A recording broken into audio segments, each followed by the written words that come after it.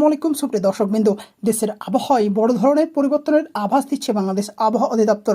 25 এবং 26 জুন বাংলাদেশের ওপর মৌসুমি বায়ু কতটা সক্রিয় থাকবে, কোন কোন জেলায় বৃষ্টির সম্ভাবনা প্রবল আর কোথায় তাপপ্রবাহ অব্যাহত থাকবে, তা নিয়ে বাংলাদেশ আবহাওয়া অধিদপ্তরের সর্বশেষ অফিসিয়াল পূর্বাভাসে মিলছে এক বড় তথ্য।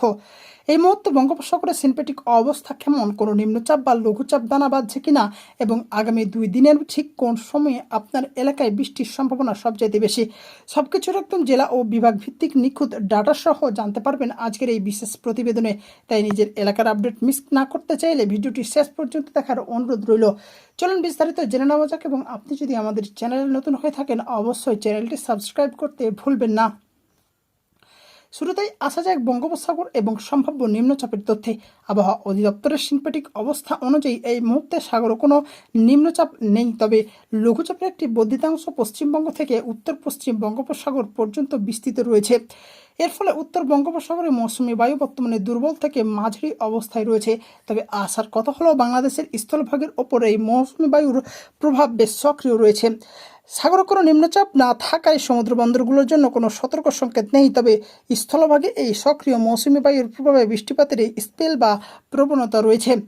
অনেকেই মনে প্রশ্ন ভাবছা গরম কি কমবে। আবহাওয়া অফিসের তথ্য মতে 25 জুন দেশের তাপমাত্রা কোথাও কোথাও সামান্য বৃদ্ধি পেতে পারে, যার ফলে বিশেষ করে রাজশাহী, ঢাকা, খুলনা ও বরিশাল বিভাগের জেলাগুলোতে কিছুটা ভ্যাপসা গরম ও অস্বস্তি অব্যাহত থাকবে। তবে 26 জুনের পর থেকে দেশের উত্তর ও পূর্বাঞ্চলে দিনের তাপমাত্রা সামান্য হ্রাস পেতে পারে, যা তীব্র গরম থেকে কিছুটা স্বস্তি দেবে। তবে রাতের তাপমাত্রা বড় কোনো পরিবর্তনের সম্ভাবনা নেই। দর্শক, এবার আসা যাক সবচেয়ে গুরুত্বপূর্ণ অংশে। 25 এবং 26 জুন দেশের কোন কোন জেলায় বৃষ্টির সম্ভাবনা কেমন থাকবে এবং তা দিনের কোন সময়ে আঘাত হানতে পারে।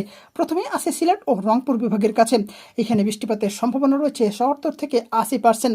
জেলাসমূহ হচ্ছে সিলেট, সুনামগঞ্জ, মৌলভীবাজার, হবিগঞ্জ এবং রংপুর, কুড়িগ্রাম, লালমনিরহাট, নীলফামারী ও দিনাজপুর। সময় এই 2 দিন বিভাগের বৃষ্টিপাতের সম্ভাবনা সবচেয়ে প্রবল, বিশেষ করে রাতের শেষ ভাগ থেকে সকালের মধ্যে এবং দুপুরের পর মাঝারি থেকে ভারী বর্ষণ হতে পারে। 25 এবং 26 তারিখ জুড়ে এই অঞ্চলে দফায় দফায় বৃষ্টির স্পেল চলবে। কিছু কিছু এলাকায় মাঝারি ধরনের ভারী থেকে অতি ভারী বর্ষণের সতর্কতাও রয়েছে। ময়মনসিংহ ও চট্টগ্রাম বিভাগ, এখানে বৃষ্টিপাতের সম্ভাবনা 60 থেকে 70%। দেশের ময়মনসিংহ, নেত্রকোনা, শেরপুর এবং চট্টগ্রাম বিভাগের চট্টগ্রাম, কক্সবাজার, রাঙ্গামাটি, খাগড়াছড়ি, বান্দরবান, কুমিল্লা, নোয়াখালী এবং ফেনী উপকূলীয় জেলা ও পাহাড়ি অঞ্চলে দুপুরের পর এবং বিকেলের দিকে বজ্রসহ বৃষ্টির সম্ভাবনা সবচাইতে বেশি। 26 জুন এই 2 বিভাগে বৃষ্টির তীব্রতা 25 তারিখের তুলনায় কিছুটা বাড়তে পারে। ঢাকা ও রাজশাহী বিভাগে বৃষ্টিপাতের সম্ভাবনা রয়েছে 30 থেকে 40%। দেশের ঢাকা, গাজীপুর, নারায়ণগঞ্জ, টাঙ্গাইল, রাজশাহী, বগুড়া, পাবনা, চাঁপাইনবাবগঞ্জ, নাটোর এবং নওগাঁ জেলায় বৃষ্টিপাত হতে পারে। এই 2 বিভাগে 25 ও 26 জুন টানা বৃষ্টির সম্ভাবনা কম, তবে স্থানীয়ভাবে তৈরি হওয়া মেঘ থেকে 2-1 জায়গায় বিশেষ করে বিকেলের দিকে বা সন্ধ্যার শুরুতে ক্ষণস্থির দমকা হাওয়াসহ হালকা থেকে মাঝারি বৃষ্টি বা বজ্রসহ বৃষ্টি হতে পারে। দিনের বাকি সময় আকাশ আংশিক মেঘলা ও গরম থাকবে। খুলনা ও বরিশাল বিভাগে বৃষ্টিপাতের সম্ভাবনা রয়েছে 35 থেকে 45%।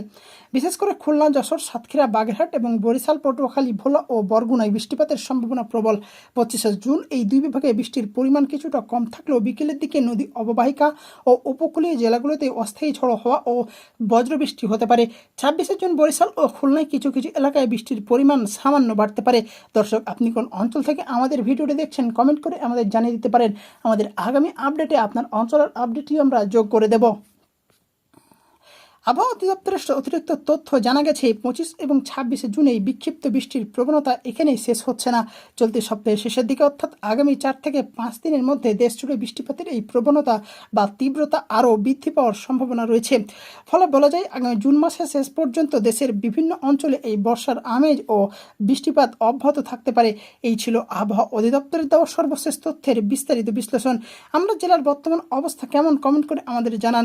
নিয়মিত এবং সবার আগে নির্ভরযোগ্য আবহাওয়ার খবর পেতে আমাদের চ্যানেলটি সাবস্ক্রাইব করে পাশে থাকা বেল আইকনটি অন করে রাখুন। সবাই ভালো থাকবেন, সুস্থ থাকবেন এবং নিরাপদে থাকবেন। আল্লাহ হাফেজ।